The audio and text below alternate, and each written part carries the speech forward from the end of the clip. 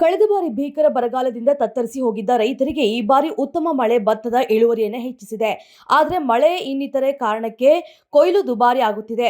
ಹೀಗಿರುವಾಗ ಭತ್ತದ ಬೆಳೆಯಿಂದ ನಷ್ಟ ಆಗಲಿದ್ದು, ಸರ್ಕಾರ ಕನಿಷ್ಠ ಬೆಂಬಲ ಬೆಲೆ ಯೋಜನೆ ಅಡಿಯಲ್ಲಿ ಖರೀದಿ ಕೇಂದ್ರ ತೆರೆದು ಭತ್ತ ಖರೀದಿಸಬೇಕು ಅಂತ ರೈತರು ಒತ್ತಾಯಿಸುತ್ತಿದ್ದಾರೆ.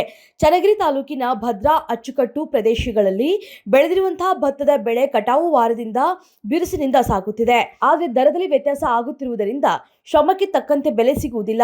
ಕೈಗೆ ಬಂದ ತುತ್ತು ಬಾಯಿಗೆ ಬಾರದಂತಾದ್ರೆ ಹೇಗೆ ಅಂತ ರೈತರು ಚಿಂತಿಸುತ್ತಿದ್ದಾರೆ.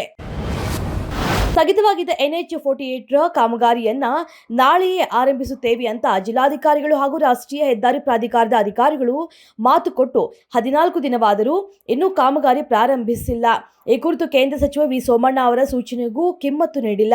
ಸಚಿವರ ಭೇಟಿಯ ಬಳಿಕ ರಸ್ತೆ ಕಾಮಗಾರಿಗೆ ವೇಗ ಸಿಗುತ್ತದೆ ಎಂದುಕೊಂಡಿದ್ದ ಜನರಿಗೆ ಮತ್ತೆ ನಿರಾಸೆಯಾಗಿದೆ.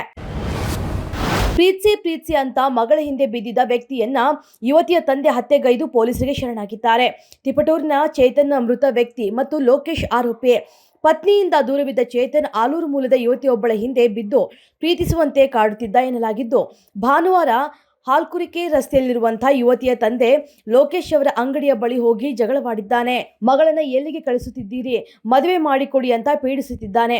ಆತನ ಕಾಟ ತಾಳಲಾರದೆ ಲೋಕೇಶ್ ಕೊಲೆ ಮಾಡಿದ್ದಾರೆ ಅಂತ ತಿಳಿದು ಬಂದಿದೆ. ರಿಷಬ್ ಶೆಟ್ಟಿ ನಟಿಸಿ ನಿರ್ದೇಶಿಸುತ್ತಿರುವಂತಹ ಕಾಂತಾರ ಚಾಪ್ಟರ್ 1 ಸಿನಿಮಾದ ಶೂಟಿಂಗ್ ಸೆಟ್ನ ಸಿಬ್ಬಂದಿ ತೆರಳಿದ್ದಂತಹ ಮಿನಿ ಬಸ್ ಕೊಲ್ಲೂರು ಸಮೀಪದ ಜಟ್ಕಳ ಎಂಬಲ್ಲಿ ನವೆಂಬರ್ 24ರ ರಾತ್ರಿ ಅಪಘಾತಕ್ಕೀಡಾಗಿದೆ. ಬಸ್ಸಿನಲ್ಲಿ ಜೂನಿಯರ್ ಕಲಾವಿದರೇ ಇದ್ದರು. ಜಟ್ಕಳ ಹತ್ತಿರಕ್ಕೆ ಬರ್ತಾ ಇದ್ದ ಹಾಗೆ ಬಸ್ ಪಲ್ಟಿಯಾಗಿದೆ. ಈ ಪೈಕಿ 6 ಜನರಿಗೆ ಪೆಟ್ಟಾಗಿದೆ.